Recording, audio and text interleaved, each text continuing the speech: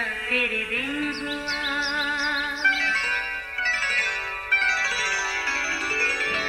नया फिर दिन हुआ, पुरानी रात का करे सो शुक्र हम खुदा की जात का, खुदा की जात का नया फिर दिन हुआ।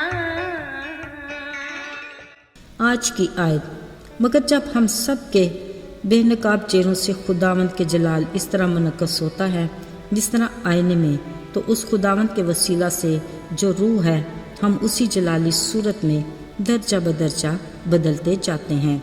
दूसरा ग्रंथियों 3:18 आयत। अजीज़ों, क्या आपको कभी ऐसा कोई फल खाने का इत्तेफाक हुआ जिसमें फल का अपना कोई मज़ा ही नहीं, ना रंग ना खुशबू, या कभी ऐसी कोई सब्ज़ी जो देखने में बनावटी और चखने में बेमज़ा हो? यकीनन ऐसा अक्सर होता है। हम सब इसकी वजह भी अच्छे से जानते हैं। यानी जब फलों को जल्दी से पकाने की कोशिश की जाती है ताकि मंडी में भेजकर मुनाफा कमाया जाए, ऐसे में उसकी लज़्ज़त, जायका, खुशबू और कुदरती तौर पर पाई जाने वाली हर शय ख़त्म हो जाती है। ये बात तो ठीक है कि दरख्त पर पके फल का मुकाबला स्टोर में रख कर पकाने का मुकाबला नहीं कर सकता। मसलन दरख्त पर कुदरती तौर से पका आम मज़े, रंग, खुशबू में उससे फ़र्क होगा जो स्टोर में रख कर पकाया जाता है। दूसरे बाकी फलों के लिए भी कुछ ऐसा ही है। अक्सर फल अभी गदरे ही होते हैं कि उन्हें तोड़कर पैक करके स्टोर में या मंडी में भेजे जाते हैं। सब्जियों में से अक्सर टमाटर की पैदावार के साथ कुछ ऐसा ही किया जाता है। इन पर कुछ ऐसा स्प्रे किया जाता है कि जल्दी से सुर्ख हो जाएं। यूँ ये खाने के लायक तो हो जाते हैं मगर लज्जत और महक से आरी होते हैं उन टमाटरों से जो आहिस्ता आहिस्ता पौधों पर ही पकते हैं। अजीज़ों, एक बार एक जोड़ा अपने बेटे की पहली सालगिरह मना रहे थे। बड़े से बर्थडे केक पर एक कैंडल लगी देखकर मुस्कुराने लगे। इनकी मुस्कुराहट की वजह मुझे समझ में आई। शायद ये थी कि कैंडल्स की तादाद बढ़ने में न जाने कितना वक्त लग जाए। याद रहे, बलूगत तक पहुंचने का कोई आसान और छोटा रास्ता नहीं। कुछ वक्त दरकार ज़रूर होता है और यही कुदरत का असूल भी है। जिस तरह जिस्मानी तौर पर बालिग होने में बरसों लग जाते हैं, इस तरह फल को कुदरती तौर पर तैयार होने और पकने में एक पूरा मौसम दरकार होता है। अब अगर हम रूह के फल की बात करें तो इसका भी यही असूल है। यानी मसीह जैसे मिजाज और किरदार के बनने और तैयार होने में और रूहानी नशोनुमा में भी वक्त दरकार है। असल में हम ऐसे दौर में हैं कि हर वक्त हवा के घोड़े पर सवार रहते हैं। हमें ये फ़िक्र होती है कि हम तेज़ी से आगे बढ़ें, लेकिन खुदा चाहता है कि हम मजबूत और पुख्ता हों, क्योंकि वो हमारी ज़िंदगी पर अब्दियत के लिए नज़र डालता है। इसलिए उसे कोई जल्दी नहीं होती।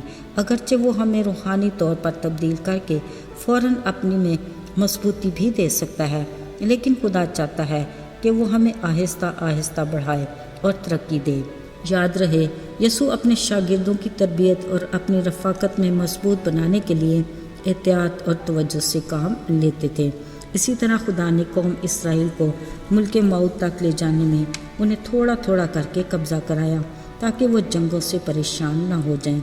इसी तरह वो हमारी रूहानी ज़िंदगी में भी किस्तवार इजाफ़ा करने को तरजीह देता है, क्योंकि तरक्की और नशोनुमा दर्जा बदर्जा होती है और यही कुदरत का असूल भी है और हमारी बेहतरी और भलाई भी इसी में है।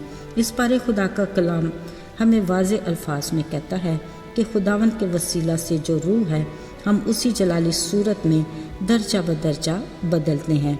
याद रहे, हमें जल्दबाजी हमें बहुत से ख़तरों से बचाती है। शायद हम खुद को एकदम रूहानियत में मजबूत होने का दावा करके गुरूर और तकब्बर या किसी खुश फहमी का शिकार हो जाएं, जो खुदा को किसी तौर भी पसंद नहीं। या कभी हम खुश फहमी का शिकार होकर ऐसा भी सोचते हैं जैसे हमारी सारी ज़िंदगी उसी के लिए इस्तेमाल हो रही है और हम खुदावंद में मजबूत हैं, मगर असल में ऐसा होता नहीं। ये हमारी गलत फहमी है। हमारी ज़िंदगी का बेशतर हिस्सा हमारी अपनी मर्ज़ी से ही गुजर रहा होता है।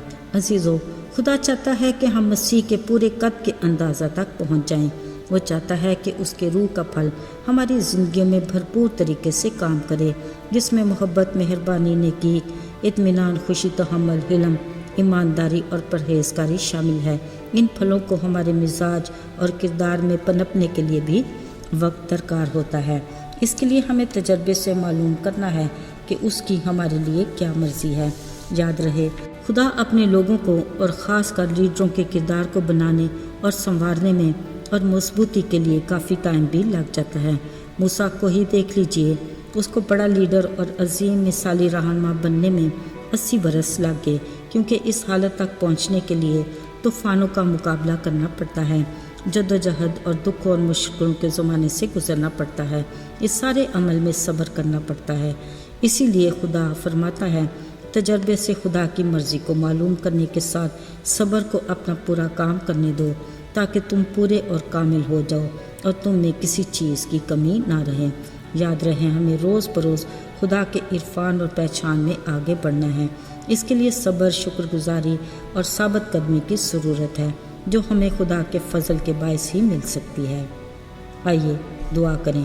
اے قادر مطلق باپ، تو کس قدر عظیم خدا ہے، تیری قدرت لازوال اور تیری ہستی بے مثال ہے۔ تو جانتا ہے کہ ہم کمزور ہیں، باوجود اس کے تو ہمیں روز بروز تازگی عطا کرتا اور بحالی میں آگے بڑھاتا ہے۔ تو ہمیں ہر طرح کے حالات میں سے گزرنے دیتا ہے تاکہ ہم ثابت قدم اور مضبوط بنیں۔ یسوع کے فتح مند اور مبارک نام میں مانگ لیتے ہیں، آمین۔